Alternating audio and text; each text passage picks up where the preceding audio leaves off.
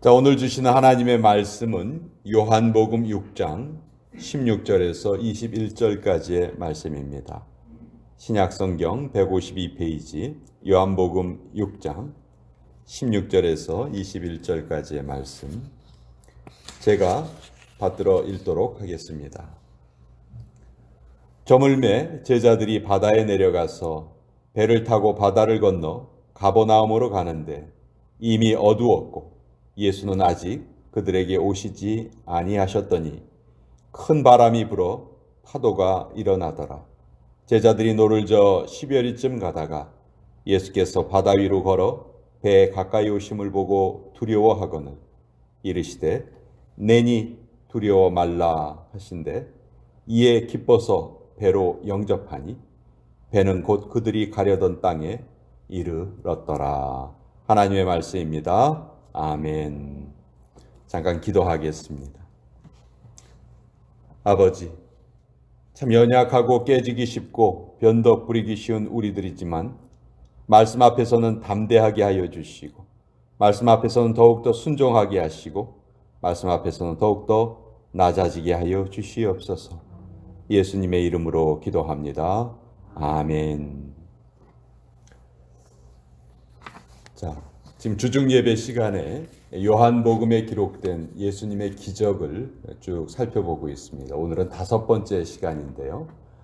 요한복음에 기록된 예수님의 기적 중에서 5번째 이야기, 예수님께서 무리를 걸으신 그 기적을 우리 같이 한번 살펴보도록 하겠습니다.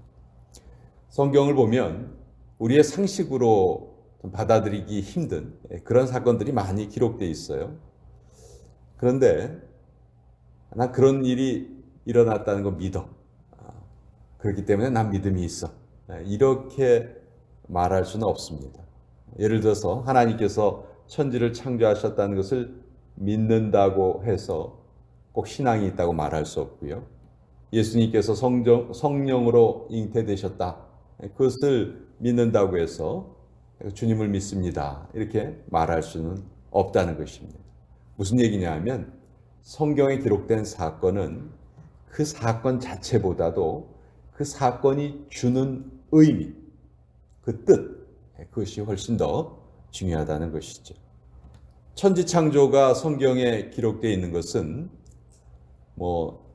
첫째 날은 뭐가 창조되고 둘째 날은 뭐가 창조되고 이것보다는 하나님은 창조주시고 우리는 피조물이다.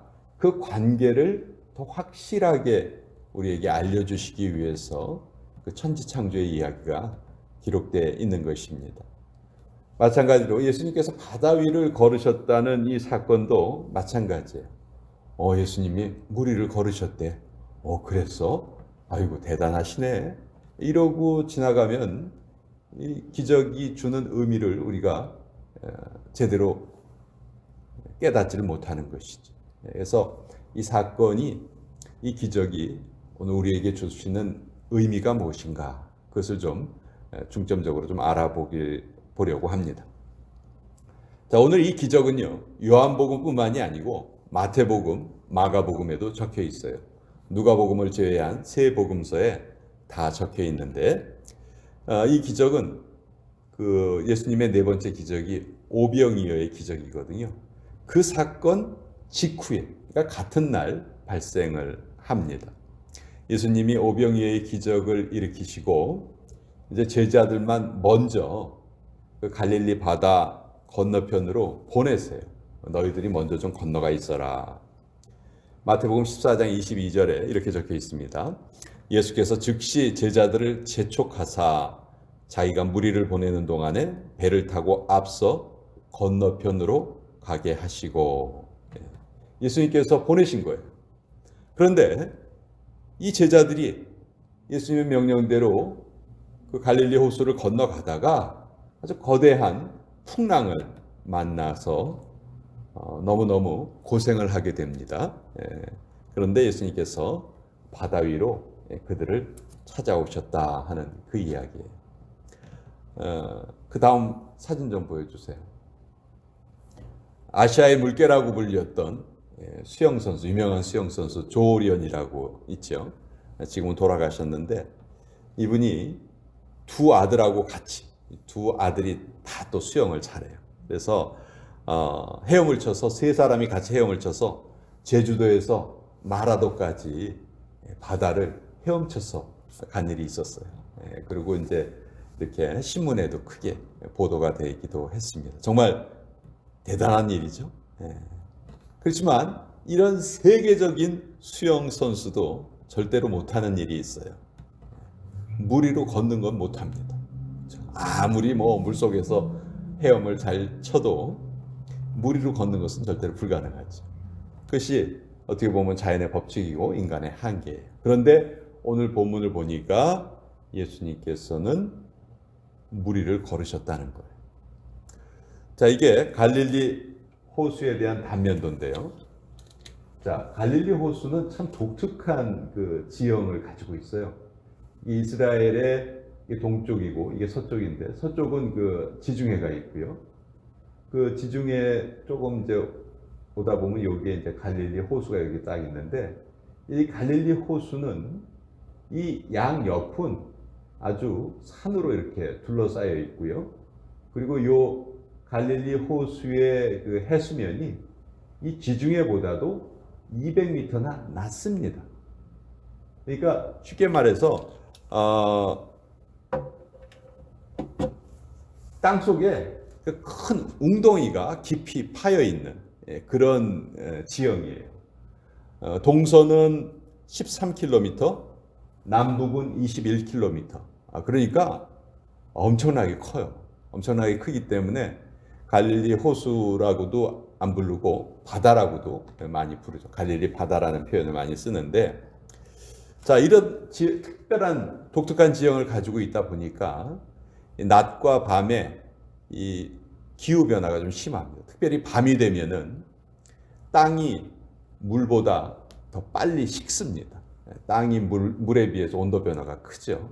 그러니까 밤이 되면은 산 쪽은 온도가 낮고 물 쪽은 온도가 높은 거예요. 그럼 자연히 바람은 어떻게 부냐 하면 온도가 낮은 쪽에서 높은 쪽으로 불게 되죠. 근데 그 온도차가 심하기 때문에 그 바람이 천천히 부는 것이 아니고 그냥 엄청나게 마치 바다에 거대한 파도가 치듯이, 풍랑이 일듯이 그런 돌풍이 일어납니다. 그래서 오늘 제자들이 그 갈릴리 호수를 건너갈 그 시점에 바로 그런 일이 벌어진 거예요. 요한복음 6장 18절에 이렇게 적혀 있죠. 큰 바람이 불어 파도가 일어나더라. 큰 바람이 불었어요. 자, 아까 제가 이 기적의 의미가 중요하다 말씀드렸는데, 사실 이 풍랑은요, 우리 인생에 찾아오는 고난을 비유적으로 상징하는 것입니다. 고난은 누구에게나 다 찾아오죠. 경험 많은 노련한 어부들에게도 풍랑이 찾아옵니다. 베테랑 어부라고 해서 풍랑이 비켜가지 않고 또 초보자라고 해서 봐주지도 않아요. 예고 없이 닥쳐오게 돼요. 그런데 참 좀 특별한 게 있어요. 제자들이 지금 이 한밤중에 이 갈릴리 호수를 건너가는데 왜 건너갑니까? 왜? 예수님이 건너가라 말씀하셨기 때문에 건너가는 거예요. 그렇죠? 그렇지 않으면 한밤중에 이렇게 가지 않았을 거예요. 밝은 낮에 갔을 거예요. 근데 예수님이 하신 말씀을 그대로 순종해서 따라가고 있는 중에 이런 큰 풍랑이 발생했다. 아니, 예수님께서 시키시는 대로 다 했는데 이런 시련이 찾아오네. 어떻게 된 일이지? 어떻게 된 일이라고 생각하세요? 당연한 일입니다. 당연한 일. 예수님의 명령을 따르는 중에도 얼마든지 시련이 찾아올 수 있어요. 오히려 더 많이 찾아옵니다. 그래서 우리가 인생에 어려운 일을 당하면은 우선 딱 우리의 사고방식이 이렇게 고쳐져야 돼요. 이상하네. 이게 아니고요. 그러려니 하셔야 돼요. 그러려니. 이게 시련을 대하는 우리의 올바른 자세예요. 베드로전서 4장 12절은 이렇게 말씀하십니다. 사랑하는 자들아, 너희를 연단하려고 오는 불시험을 이상한 일 당하는 것 같이 이상히 여기지 말아라. 왜 예수님의 말씀을 잘 따르는데 왜 나한테 이렇게 어려운 일이 생기는 거예요? 그게 이상한 일이 아니라는 거예요. 당연한 일이라는 거죠. 또 이 일은 언제 일어났냐면요. 아주 성공적인 제자들의 사역이 막 끝난 후에 일어났어요. 지금 제자들은 막 흥분이 가득합니다. 왜냐하면 바로 낮에 무슨 일이 있었어요? 오병이어의 기적이 자기들 눈앞에서 펼쳐졌거든요.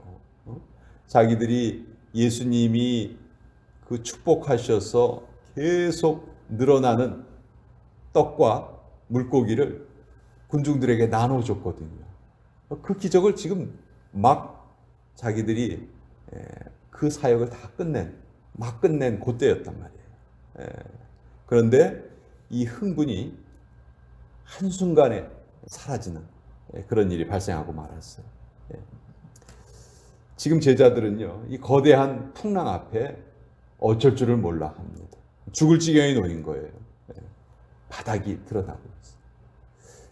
낮에만 해도 예수님이 그 기적을 보여주실 때 자기들이 그 기적의 전달자가 되었을 때에는 정말 이 세상에 어려운 일이 없을 것 같았어요. 인생에 문제라고는 없을 것 같았어요. 그런데 바로 그날 밤에 이런 일을 당하고 나니까 이들의 믿음에 어떻게 보면 미천이 다 드러나 버리고 만 거예요. 인생에서 잘 나갈 때 우리 믿음이 어떤지 우리 알기 어렵습니다. 그럴 때는 다 자기 만족에 빠지고 자기 도취에 빠지게 돼요.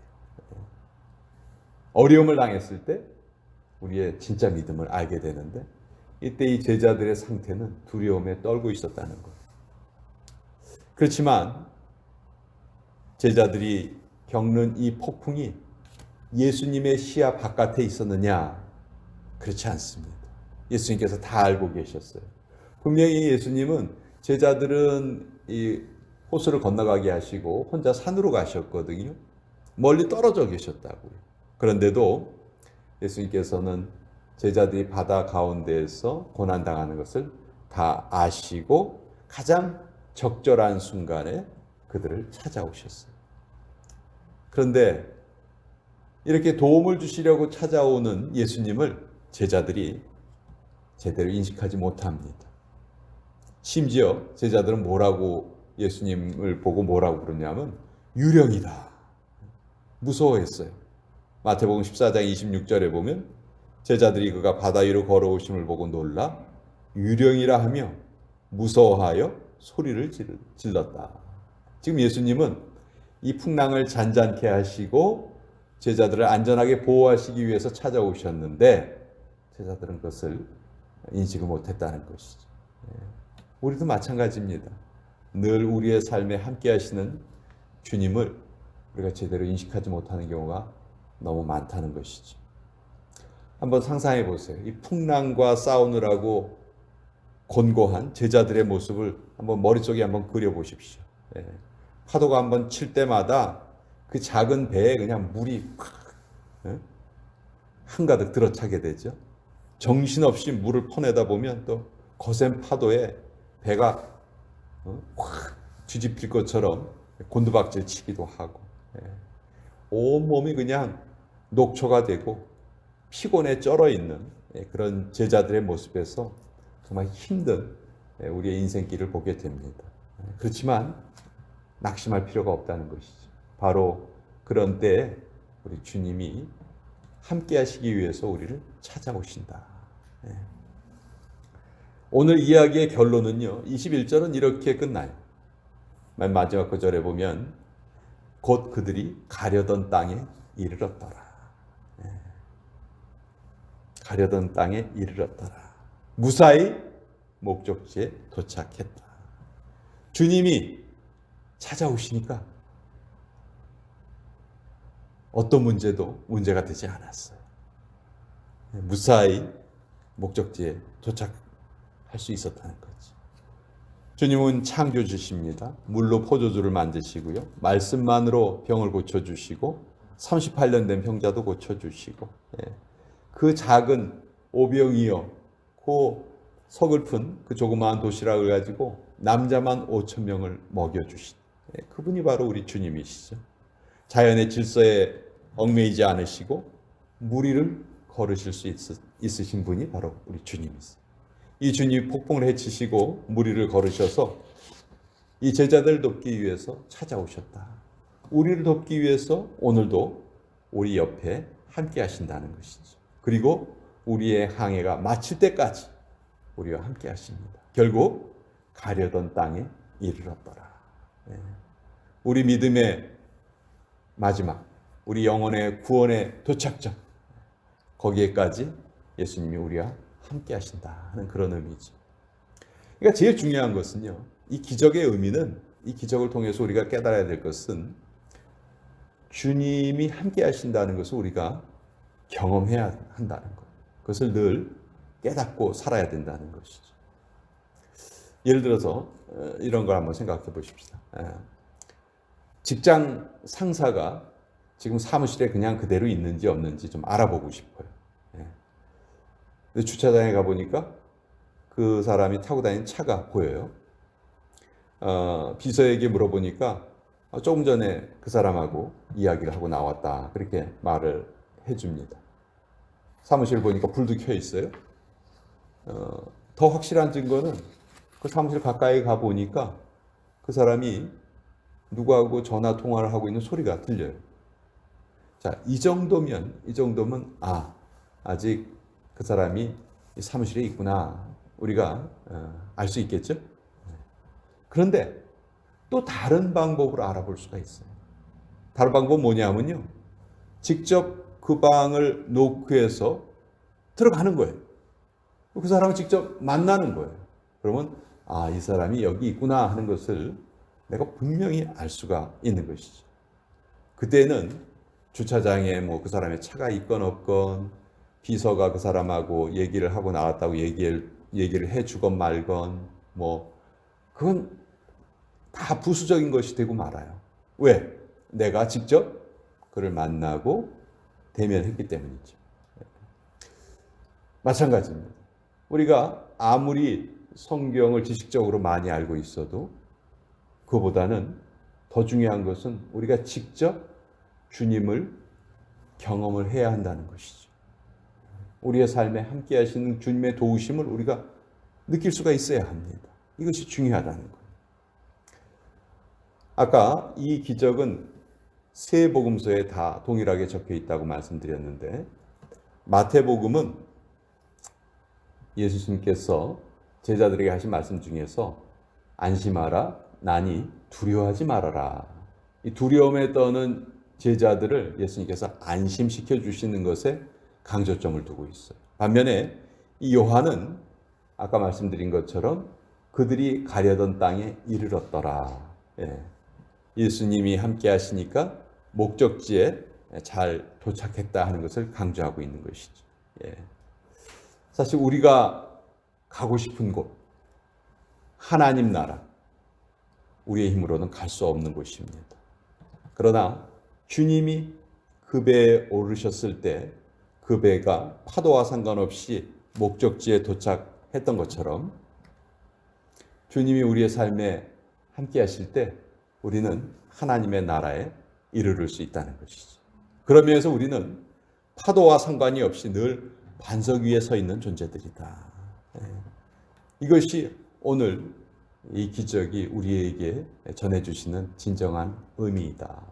예수님이 함께 하시면 목적지에 안전하게 도착할 수 있다. 아무리 풍랑이 일어도 그것은 전혀 문제가 될 수가 없다. 우리의 인생길에도 여러 가지 문제가 찾아오지만 우리 주님이 우리와 함께 하신다. 내가 그것을 인식하고 살기만 한다면 얼마든지 우리는 평강한 가운데 하나님의 나라에 이룰 수 있다 하는 겁니다. 우리가 꼭 이 말을 좀 기억했으면 좋겠어요. 내니 두려워 말라. 또 가려던 땅에 이르렀더라. 이 두 가지 이 구절을 마음속에 잘 새기고 어떤 풍랑도 다 함께 이겨내시고 그 소원의 항구에 무사히 도착하는 저와 여러분의 승리의 인생이 되시기를 간절히 축원드립니다. 자, 우리 찬송가 560장 주의 발자취를 따름이 같이 찬양 드리도록 하겠습니다.